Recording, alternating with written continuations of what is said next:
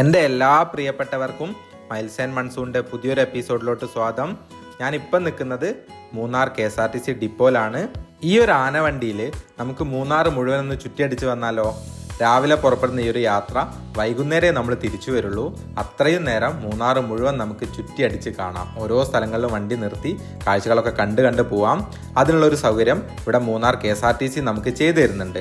എന്താണ് അതിൻ്റെ ഡീറ്റെയിൽസും കാര്യങ്ങളൊക്കെ ഞാൻ നിങ്ങൾക്ക് വഴിയെ പറഞ്ഞുതരാം കേട്ടോ.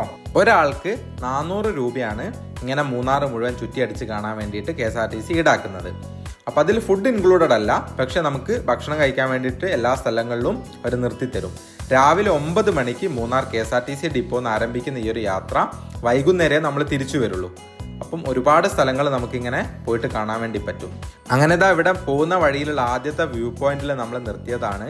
ഇവിടെ നിന്നൊക്കെ ഉള്ളൊരു കാഴ്ച കണ്ടോ?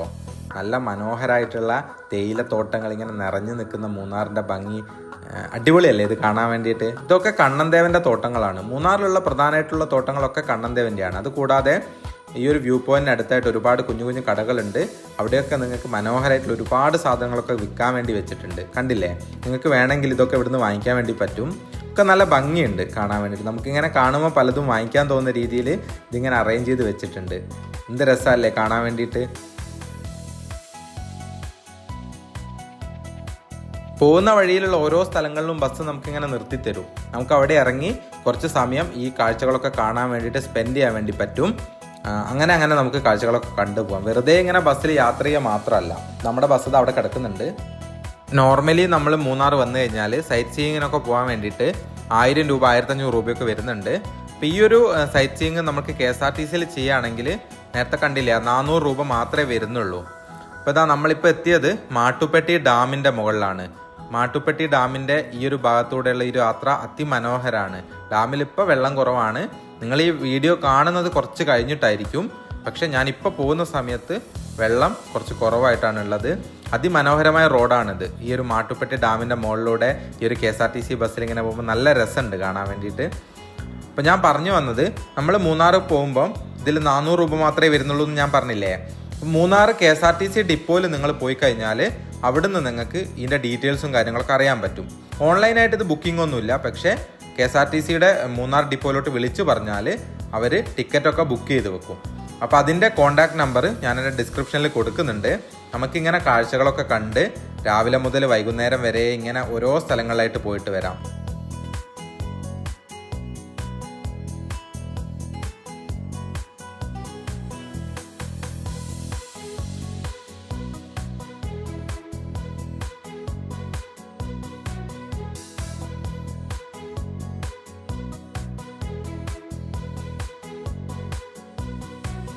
ഇത് മാട്ടുപ്പെട്ടി ഡാമാണ്. ഡാമിൻ്റെ റിസർവോയറിൻ്റെ ഭാഗമാണിത്. ഇവിടെയൊക്കെ മുഴുവൻ വെള്ളം ഉണ്ടാവുന്നതാണ്. ഈ ഒരു ഡാം കടന്നിട്ടാണ് നമ്മൾ ഈ ഒരു ഭാഗത്തോട്ടൊക്കെ വന്നത്. ഇപ്പോൾ ഇവിടെ വെള്ളം കുറവാണ്, കാരണം ഇവിടെ മഴയൊന്നും തുടങ്ങിയിട്ടില്ല. നിങ്ങൾ ഈ വീഡിയോ കാണുന്ന സമയത്തേക്ക് ചിലപ്പോൾ നല്ല മഴയായിട്ടുണ്ടാവും. പക്ഷെ ഇപ്പോൾ ഇവിടെ വെള്ളം കുറവാണ്. പക്ഷെ നല്ല ഭംഗിയുള്ളൊരു സ്ഥലമാണ്. നമുക്കിങ്ങനെ വന്നിരിക്കാനും ഇവിടെ ഇങ്ങനെ മരങ്ങളുടെ ചോട്ടിലൊക്കെ വന്നിരിക്കാൻ നല്ല തണലും കാര്യങ്ങളൊക്കെ ഉണ്ട്. ഈ ഒരു ഡാമിൻ്റെ സൈഡിലോട്ട് ഇറങ്ങുമ്പോൾ മാത്രമേ ചെറിയൊരു വെയിലും ഒക്കെ ഫീൽ ചെയ്യുന്നുള്ളൂ. നല്ല ഭംഗിയുണ്ട് ഇവിടെ. ഇങ്ങനെ നല്ല കാറ്റും കാണാനും ഒക്കെ ഭംഗിയുള്ളൊരു സ്ഥലമാണിത്. അപ്പം നിങ്ങൾ മൂന്നാർ വരുന്ന സമയത്ത് ഈ ഒരു ഭാഗത്തോട്ടൊക്കെ വരിക. മാട്ടുപ്പെട്ടി ഡാമിൻ്റെ ഇവിടെയൊക്കെ വന്നിരിക്കണം, നല്ലതാണ്. ആ ഒരു ഡാമിൻ്റെ ഭാഗത്തു നിന്നുള്ള കാഴ്ചകളൊക്കെ നമ്മൾ കണ്ടു. ഇനിയിപ്പോൾ അടുത്ത സ്ഥലത്തോട്ടാണ് നമ്മൾ പോകുന്നത്. നല്ല ഭംഗിയുള്ള റോഡാണ് മൂന്നാറിൽ പോകുന്നതൊക്കെ. ഇത് ഗ്യാപ്പ് റോഡല്ല കേട്ടോ. ഗ്യാപ്പ് റോഡിലൂടെ നമ്മൾ KSRTCയുടെ ഡബിൾ ഡെക്കർ ബസ്സിൽ അന്ന് യാത്ര ചെയ്തിട്ടുണ്ട്. ഓർമ്മയുണ്ടോ? നിങ്ങൾ ആ വീഡിയോ കണ്ടിട്ടില്ലെങ്കിൽ ഞാൻ മുകളിൽ പിൻ ചെയ്ത് വെക്കാം. പിന്നെ മൂന്നാറിൽ നമ്മൾ വട്ടവട പോയിട്ടുണ്ട്, പിന്നെ കൊളുക്കുമല പോയിട്ടുണ്ട്, മീശപ്പുലിമല പോയിട്ടുണ്ട്. അതിൻ്റെ ഒക്കെ വീഡിയോ ഞാൻ എൻ്റെ ചാനലിൽ അപ്ലോഡ് ചെയ്തിട്ടുണ്ട്. അപ്പം നിങ്ങളത് കണ്ടിട്ടില്ലെങ്കിൽ തീർച്ചയായിട്ടും കാണണം. ഞാൻ അതിവിടെ പിൻ ചെയ്ത് വെച്ചേക്കാം. പിന്നെ വേറൊരു കാര്യം കൂടെ ഉണ്ട്. ഈ മൂന്നാറിന് എങ്ങനെയാണ് മൂന്നാർ എന്നുള്ള പേര് കിട്ടിയത് നിങ്ങൾക്കറിയോ? 3 നദികളുടെ പേരിൽ നിന്നാണ് മൂന്നാറിന് ആ ഒരു പേര് കിട്ടിയത്.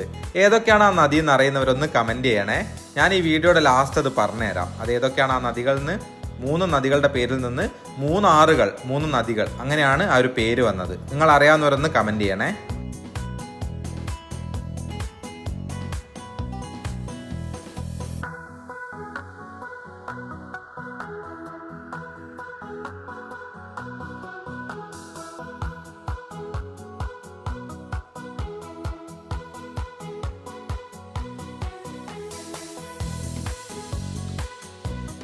സാധാരണ KSRTC ബസ്സിലില്ലാത്ത ഒരു കാര്യം കൂടെ ഇതിലുണ്ട്, കേട്ടില്ലേ?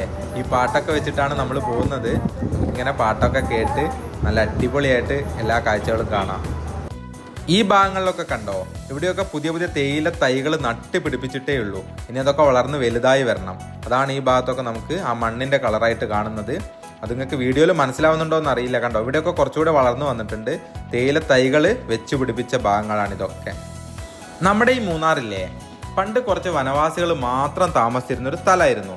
പിന്നീട് ബ്രിട്ടീഷുകാരാണ് ഇന്ന് നമ്മൾ കാണുന്ന രീതിയിൽ മൂന്നാറിനെ മാറ്റിയെടുത്തത്. പിന്നെ അധികാരിക്കും അറിയാത്ത മറ്റൊരു കാര്യം കൂടെ ഉണ്ട്. മൂന്നാറിലേക്ക് റെയിൽവേ ലൈൻ ഉണ്ടായിരുന്നു.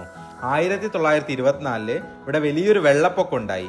അങ്ങനെ വെള്ളപ്പൊക്കം ഉണ്ടായ സമയത്താണ് മൂന്നാറിലുണ്ടായിരുന്ന ആ ഒരു റെയിൽവേ ലൈൻ കംപ്ലീറ്റ് നശിച്ചു പോയത്. റെയിൽവേ ലൈൻ മാത്രമല്ല, മൂന്നാർ പട്ടണം മുഴുവൻ ആ ഒരു 1924 വെള്ളപ്പൊക്കത്തിൽ നശിച്ചു പോയതാണ്. അതിനുശേഷം ബ്രിട്ടീഷുകാർ ഇങ്ങോട്ടേക്ക് ചരക്ക് ഗതാഗതത്തിന് വേണ്ടി സ്ഥാപിച്ചത് റോപ്പ് വേകളായിരുന്നു.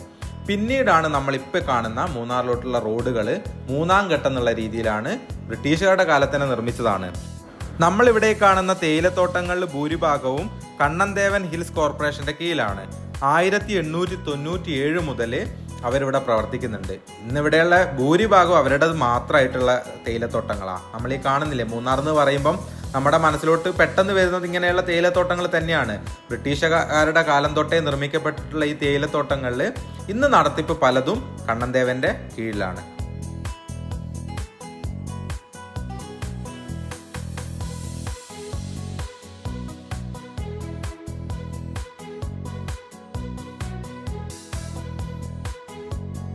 ഇന്ന് മൂന്നാർ ടൗൺ എന്ന് പറയുന്നത് അനധികൃത കെട്ടിടങ്ങളുടെ ഒരു കളിയാണ്. ഇവിടുത്തെ ഭൂമിശാസ്ത്രപരമായ സന്തുലിതാവസ്ഥയൊക്കെ നശിപ്പിക്കുന്ന രീതിയിലാണ് ഇവിടെ അനധികൃത കയ്യേറ്റങ്ങളൊക്കെ വരുന്നത്. നിങ്ങൾക്ക് ഓർമ്മയുണ്ടാവും, VS അച്യുതാനന്ദ മുഖ്യമന്ത്രിയായിരുന്ന കാലത്ത് ഇവിടുത്തെ അനധികൃത കയ്യേറ്റങ്ങൾ ഒഴിപ്പിക്കാൻ വേണ്ടിയിട്ട് ഒരു ശ്രമം നടത്തുകയും, പക്ഷെ ഇവിടുത്തെ ഈ ഒരു കയ്യേറ്റ മാഫിയയുടെ ശക്തി നമ്മളന്ന് കണ്ടതാണ്. അത് പൂർത്തിയാക്കാൻ പറ്റാതെ പോവുകയും ചെയ്തു. ഇന്നും അത്തരത്തിലുള്ള ഒരുപാട് ഭൂമാഫിയകൾ ഇവിടെ വളരെ സ്ട്രോങ് ആയിട്ടുണ്ട്. നമ്മളിങ്ങനെ അടുത്ത സ്ഥലത്തെത്തിയിട്ടുണ്ട്. ഇവിടുന്ന് ഇനി പോകുന്നത്, ഇവിടെ ഒരു വ്യൂ പോയിന്റ് ഉണ്ട്, മറ്റൊരു വ്യൂ പോയിന്റ്, വളരെ മനോഹരമായിട്ടുള്ള ഒരു വ്യൂ പോയിന്റ് ആണ് എന്നാണ് നമ്മുടെ ഡ്രൈവർ ചേട്ടൻ നമ്മളുടെ അടുത്ത് പറഞ്ഞത്. നമുക്കിനി അതൊന്ന് പോയിട്ട് കാണാം. ഇവിടെ ഇങ്ങനെ മുകളിൽ നിന്നിട്ട് നമ്മൾ ചുറ്റും നോക്കുമ്പം തന്നെ അതിമനോഹരമായ കാഴ്ചകളാണ്. അല്ലെങ്കിലും ഈ പച്ചപ്പും ഹരിതാപവും ഊഷ്മളതയും ഇതൊക്കെ നമ്മുടെ കേരളത്തിലല്ലാതെ വേറെ എവിടെയുള്ളത്? ഈ ഭാഗത്തൂടെയാണ് നമുക്കിനി നടന്നു പോകേണ്ടത്. ഇവിടെയൊക്കെ ചോക്ലേറ്റുകളും പിന്നെ കഴിക്കാനുള്ള ഫുഡ് ഐറ്റംസും ബാക്കിയൊക്കെ ഇങ്ങനെ 2 സൈഡിലായിട്ട് നമുക്ക് വെച്ചതായിട്ട് കാണാൻ പറ്റും. എല്ലാം കുഞ്ഞു കുഞ്ഞു കടകളാണ്. ഇവിടെ ചോക്ലേറ്റുകൾ എല്ലാ സ്ഥലത്തും നമുക്ക് പോയാൽ കാണാൻ വേണ്ടി പറ്റും കേട്ടോ. അത്രമാത്രം ചോക്ലേറ്റുകൾ ഇവിടെ ഞാൻ ഒരുപാട് സ്ഥലത്ത് കണ്ടിട്ടുണ്ട്. പിന്നെ മൂന്നാറായിട്ട് ബന്ധപ്പെട്ട് ഞാൻ പറഞ്ഞല്ലോ, ഒരുപാട് വീഡിയോസ് ഞാൻ ചെയ്തിട്ടുണ്ട്. അതൊന്നും കാണാത്തവരാണെങ്കിൽ ഒന്ന് കണ്ടിട്ട് വരണേ. ഞാനതൊക്കെ പിൻ ചെയ്ത് കൊടുത്തേക്കാം, പിന്നെ ഡിസ്ക്രിപ്ഷനിലൊക്കെ കൊടുക്കാം അതിൻ്റെ ലിങ്കൊക്കെ. നിങ്ങൾ കണ്ടിട്ടില്ലെങ്കിൽ അതുകൂടെ ഒന്ന് കാണാം. കണ്ടില്ലേ, ആ ഒരു വ്യൂ പോയിന്റിലോട്ട് പോകുന്ന വഴിയിലൊക്കെ ഒരുപാട് കടകളുണ്ട്, കീ ചെയിനുകളുണ്ട്, അങ്ങനെ എന്തൊക്കെയോ ഐറ്റംസ് ഉണ്ട്. നമുക്കിങ്ങനെ ഓരോന്നോരോന്നും കാണുമ്പോൾ നല്ല ഭംഗിയാണ്. അവിടെ വ്യൂ പോയിന്റിലോട്ട് എത്തിയിട്ടില്ല എങ്കിലും ഇവിടെ നിന്നൊക്കെയുള്ള കാഴ്ചകൾ എന്ത് മനോഹരമാണെന്ന് നോക്കിയേ. അപ്പം നിങ്ങൾ വരുന്ന സമയത്ത് ഇതൊക്കെ ഒന്ന് വന്ന് കാണണം കേട്ടോ. ഇത്ര ഭംഗിയുള്ള കാഴ്ചകളാണെന്ന് നമുക്ക് ഇവിടെ നിൽക്കുമ്പോൾ ഇങ്ങനത്തെ കാഴ്ചകൾ എപ്പോഴും മനസ്സിന്. അവിടെ ദൂരെയായിട്ട് ഒരു പള്ളിയാണെന്ന് തോന്നുന്നു, അത് നമുക്കൊന്ന് നോക്കാം. അതെ, മനോഹരമായിട്ടുള്ളൊരു പള്ളിയാണ് ആ ഒരു കാടിൻ്റെ നടുക്കായിട്ട്. ഇതാ ഇവിടെയാണ് ആ ഒരു വ്യൂ പോയിന്റ് വരുന്നത്. അതിമനോഹരം എന്ന് പറഞ്ഞാൽ അതിമനോഹരം, വേറെ ഒന്നും എനിക്ക് പറയാൻ കിട്ടുന്നില്ല. അത്രമാത്രം ഭംഗിയുള്ളൊരു സ്ഥലം, നമുക്കിങ്ങനെ നോക്കി നിൽക്കാൻ തോന്നും. എന്ത് ഭംഗിയാണ്. വരുന്ന വഴി കണ്ടതാണ്, ഇവിടെ ഒരു ചേട്ടൻ നമ്മുടെ ചോളല്ലേ, ചോളം, അത് ചുട്ടിട്ട് ചെറുനാരങ്ങയും മസാലയും കൂടി ഇങ്ങനെ അതിൻ്റെ മുകളിലോട്ട് തേച്ചിട്ട് തരും. 50 രൂപയാണ് ഒന്നിൻ്റെ വില. കാണുമ്പോൾ നല്ല ഭംഗിയുണ്ട്. ചുട്ടിട്ട് മാത്രമല്ല, നമുക്കത് വെള്ളത്തിൽ പുഴുങ്ങിയിട്ടും കിട്ടും. കണ്ടില്ലേ, നല്ല ഭംഗിയില്ലേ. ഇതാണ് ചോളം. അതിങ്ങനെ ആക്കി എടുത്തിട്ടാണ് സെർവ് ചെയ്യുന്നത്. ഇവിടെ ഇങ്ങനെ ചുടാൻ വെച്ചിട്ടുണ്ട്. അത് മാത്രമല്ല, മാങ്ങ, കൈതച്ചക്ക ഒക്കെ ഇങ്ങനെ കവറിലിട്ട് വെച്ചിട്ടുണ്ട്. ഇവിടെ കണ്ടോ, ഇവിടെ സ്ട്രോബെറി കൊണ്ട് ഉണ്ടാക്കിയ ഒരുപാട് ഐറ്റംസും വിൽക്കാൻ വെച്ചിട്ടുണ്ട്. നമ്മൾ വട്ടവടയിൽ പോയപ്പോൾ അന്ന് സ്ട്രോബെറി കണ്ടിരുന്നു, പക്ഷെ അതിന് ഇത്ര വലുപ്പം ഉണ്ടായിരുന്നില്ല. ഇത് നല്ല വലുതാണ്. ഇവിടെ അതിൻ്റെ ഡീറ്റെയിൽ ഒക്കെ ഇവിടെ ഇങ്ങനെ എഴുതി വെച്ചിട്ടുണ്ട്, എന്താണ് സ്ട്രോബെറിയുടെ ഗുണങ്ങൾ. കണ്ടോ, നല്ല വലുപ്പമുള്ള സ്ട്രോബെറി. അവിടെ നിന്ന് ഇറങ്ങിയതും ഈ പോകുന്ന വഴിയിൽ മഴ കൂടെ കിട്ടി. മഴ കൂടെ ആയപ്പം ഈ യാത്ര അങ്ങോട്ട് കളറായി. ആ ഭാഗത്തൊക്കെ കണ്ടോ, മലയുടെ ഭാഗത്ത് മുഴുവൻ കോട ഇറങ്ങിയിട്ടുണ്ട്. നല്ല തണുപ്പും നല്ലൊരു ക്ലൈമറ്റ്. ഉച്ച സമയമാണെന്ന് ആരെങ്കിലും പറയുമോ? നമ്മളിപ്പോൾ പോകുന്നത് ഇപ്പം സമയം 1:20 ആ സമയത്താണ് ഈ പോകുന്നത്. കോടയും എന്ത് ഭംഗിയാണ്.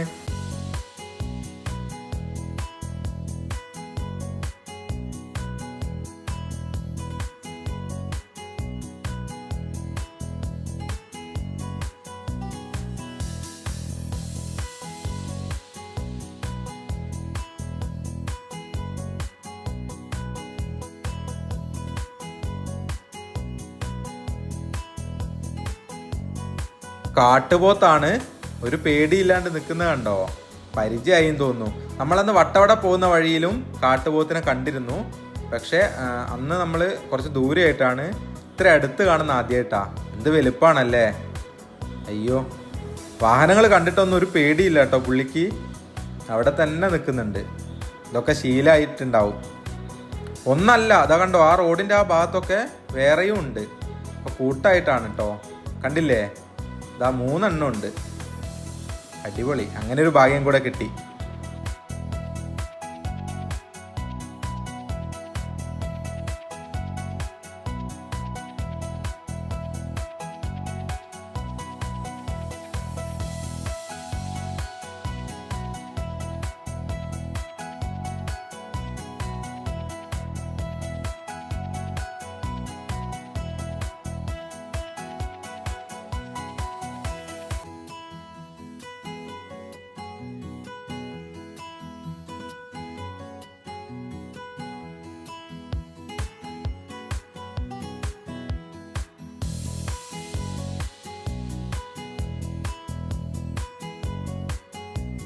ശരിക്കും ഈ റോഡിലൂടെയൊക്കെ ബസ്സിലല്ല പോകേണ്ടത്, ബൈക്ക് എടുത്തിട്ട് പോകണം. ബൈക്കിൽ പോകേണ്ട വഴികളാണ് ഈ കാണുന്നതൊക്കെ. എങ്കിലേ നമുക്ക് 2 ഭാഗവും കണ്ട് പോകാൻ പറ്റുള്ളൂ. അത്രയ്ക്ക് മനോഹരമാണ്.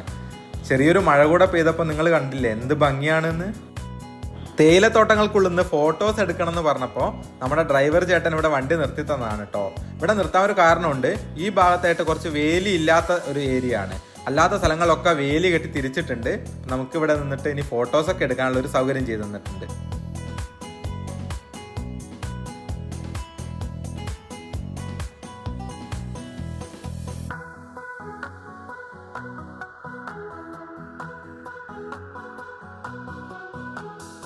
നമ്മുടെ മൂന്നാറേ ഇത് സമുദ്രനിരപ്പിന്ന് 5200 അടി ഉയരത്തിലാണ്. അതായത് 1600 മീറ്റർ ഉയരത്തിലാണ് ഈ മൂന്നാർ എന്ന് പറയുന്നത്.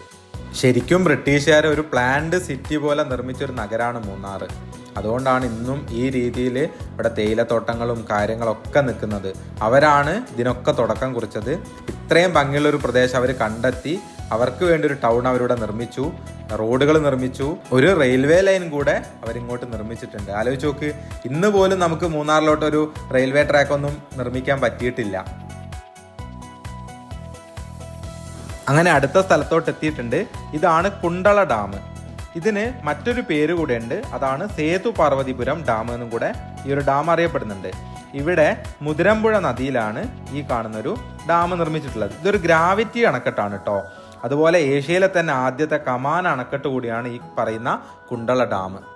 കമാന അണക്കെട്ട് എന്ന് പറഞ്ഞാൽ ആർച്ച് ഡാം, അതായത് ഇങ്ങനെ ചെരിച്ചിട്ടാണ് ഈ ഒരു ഡാമിന്റെ നിർമ്മിതി ഉണ്ടാവുക. സാധാരണ ഡാമുകളൊക്കെ നേരെ ഉണ്ടാക്കുമ്പം ഇത് കുറച്ചിങ്ങനെ വളച്ച രീതിയിലാണ് ഈ ഒരു ഡാം നിർമ്മിക്കുക. അത്തരം ഡാമുകളെയാണ് കമാന അണക്കെട്ട് എന്ന് പറയുക, അല്ലെങ്കിൽ ആർച്ച് ഡാം എന്ന് പറയാം.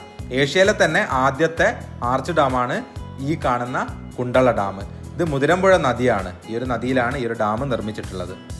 അതുപോലെ ഈ ഒരു ഡാമിൻ്റെ ഉയരം എന്ന് പറയുന്നത് 47 മീറ്റർ ആണ്. 47 മീറ്റർ ഉയരവും ഉണ്ട്, 260 മീറ്റർ നീളമുണ്ട്. അതുപോലെ ഈ ഒരു ഡാമിൽ നിന്നാണ് നമ്മുടെ ദേവികുളത്തേക്കും കോതമംഗലത്തേക്കും കൊടുങ്ങല്ലൂര്, ആലുവ, പറവൂര് അങ്ങോട്ടൊക്കെ വെള്ളം കൊണ്ടുപോകുന്നുണ്ട്. അത്ര ദൂരെ വരെ ഈ ഡാമിൽ നിന്ന് വെള്ളം കൊണ്ടുപോകുന്നുണ്ട്. നമുക്ക് ഈ ഡാമിൻ്റെ മുകളിലൂടെ നടന്നിട്ട് അപ്പുറത്തെ ഭാഗത്തോട്ടൊന്ന് പോയി നോക്കാം. ഇവിടേക്ക് ഇങ്ങനെ വന്നിരിക്കാൻ തന്നെ നല്ല ഭംഗിയുള്ളൊരു സ്ഥലമാണ്. അത്രയ്ക്ക് മനോഹരമാണ്. ശരിക്കും ഇടുക്കി ഭയങ്കര മനോഹരമാണ്. മൂന്നാർ അതിനേക്കാളേറെ മനോഹരമാണ്. അവിടെ ദൂരെ മലയിൽ കോടയൊക്കെ ഇറങ്ങിയിട്ടുണ്ട്. കണ്ടോ, ഇവിടെ ഇങ്ങനെ വെള്ളം ഇതുവഴി ഇങ്ങനെ പോവാണ് കേട്ടോ. ഭാഗത്തോട്ടായിട്ട് നിങ്ങൾ ഈ കാണുന്ന മുതിരമ്പുഴ നദി പെരിയാറിൻ്റെ ഒരു പോഷക നദി കൂടിയാണ്. പെരിയാറിന് ഒരുപാട് പോഷക നദികളുണ്ട്, നിങ്ങൾക്ക് അറിയാമല്ലോ. കേരളത്തിലെ ഏറ്റവും നീളം കൂടിയ നദിയാണ് പെരിയാർ. ആ പെരിയാറിൻ്റെ ഒരു പോഷക നദിയാണ് ഈ കാണുന്ന മുതിരമ്പുഴ എന്ന് പറയുന്നത്. അവിടെ കണ്ടോ, അവിടെയാണ് ഞാൻ പറഞ്ഞ ബോട്ട് സർവീസ് ഒക്കെ ഉണ്ടായിരുന്നു എന്ന് പറഞ്ഞത്. പക്ഷെ ഇപ്പം അതൊന്നുമില്ല, എന്താണെന്നറിയില്ല. അതൊക്കെ കരക്കി കയറ്റി വെച്ചിട്ടുണ്ട്. അല്ലെങ്കിലും നമുക്ക് അങ്ങനത്തെ സ്ഥലത്തൊന്നും വരുമ്പോൾ ആ ഒരു ഭാഗ്യം ഉണ്ടാവില്ല. ഞാൻ വിചാരിച്ചു എവിടെയെങ്കിലും ഒന്ന് ബോട്ടിംഗ് ഒക്കെ ചെയ്യണമെന്ന്. ഇനി അത് നടക്കുമെന്ന് തോന്നില്ല. ഡാം കടന്ന് ഈ ഒരു ഭാഗത്തോട്ട് എത്തിക്കഴിഞ്ഞാൽ ഇവിടെ നിന്നുള്ളൊരു വ്യൂ എന്ന് പറയുന്നത് ഇങ്ങനെയാണ്. ഇനി ഇവിടെ കുറേ കടകളൊക്കെയാണ്. എല്ലാ സ്ഥലത്തും കച്ചവട സ്ഥാപനങ്ങൾ തന്നെയാണ് കൂടുതലും. അത് ഇവിടെയും ഉണ്ട്. ഇവിടെയൊക്കെ കണ്ടില്ലേ, ഇതൊക്കെ പൈൻ മരങ്ങളാണ്. അത് നല്ല നീളത്ത് പോയിട്ട് മുകളിലോട്ട് നോക്കുമ്പോൾ നല്ല ഭംഗിയിൽ കിടക്കുന്നുണ്ട്. നമുക്കതിൻ്റെ അറ്റം പോലും കാണില്ല, അത്ര ഉയരത്തിലാണ്. നമ്മൾ വട്ടവട പോകുന്ന വഴിയിലും റോഡ് സൈഡ് ഇത്തരത്തിലുള്ള ഒരുപാട് മരങ്ങൾ കണ്ടത് ഓർമ്മയുണ്ടോ, ആ റൂട്ട്? അപ്പം അത് കണ്ടിട്ടില്ല, ഒന്ന് പോയി കാണണേ. നല്ല ഭംഗിയുള്ളൊരു വീഡിയോ ആണത്. അവിടുന്ന് വരുന്ന വഴിയിൽ ഒരു ഭാഗ്യം കൂടെ കിട്ടി. നമുക്ക് കുറച്ച് ആനകളെ കൂടെ കാണാനുള്ള ഒരു ഭാഗ്യം ഉണ്ടായി. പക്ഷെ കുറച്ച് ദൂരെയായിട്ടാണ്. കണ്ടില്ലേ, ഒരു ഗ്രൂപ്പാണ്, ഒരു കുടുംബം, അച്ഛനും അമ്മയും ഒരു കുഞ്ഞു വാവയും. നേരത്തെ ഞാൻ നിങ്ങളുടെ അടുത്ത് പറഞ്ഞിരുന്നു 3 നദികളിൽ നിന്നാണ് മൂന്നാറിന് ആ ഒരു പേര് കിട്ടിയത്. ഏതൊക്കെയാണെന്ന് അറിയാവുന്നവർ കമൻറ്റ് ചെയ്യണം. അത് ഏതൊക്കെയാണെന്ന് വെച്ചാൽ മുതിരമ്പുഴ, നല്ല തണ്ണി, കുണ്ടള. ഈ 3 നദികളിൽ നിന്നാണ്, അല്ലെങ്കിൽ ഈ 3 നദികളുടെ സംഗമ സ്ഥാനം എന്നുള്ളതിൽ നിന്നാണ് മൂന്നാറിന് ആ ഒരു പേര് കിട്ടിയത്.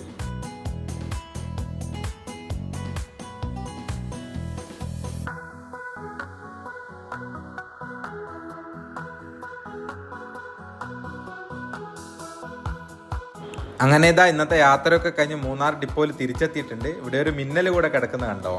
അപ്പോൾ ഈ ഒരു വീഡിയോ ഞാൻ ഇവിടെ അവസാനിപ്പിക്കുകയാണ്. അപ്പം നിങ്ങൾക്ക് ഈ വീഡിയോ ഇഷ്ടപ്പെട്ടാൽ നിങ്ങൾ ലൈക്ക് ചെയ്യണം. നിങ്ങളുടെ അഭിപ്രായങ്ങളും നിർദ്ദേശങ്ങളൊക്കെ കമൻ്റായിട്ട് പറയണം. പിന്നെ ആദ്യമായിട്ടാണ് നിങ്ങൾ ഈ ഒരു ചാനൽ കാണുന്നതെങ്കിൽ ഒന്ന് സബ്സ്ക്രൈബ് കൂടെ ചെയ്യുക.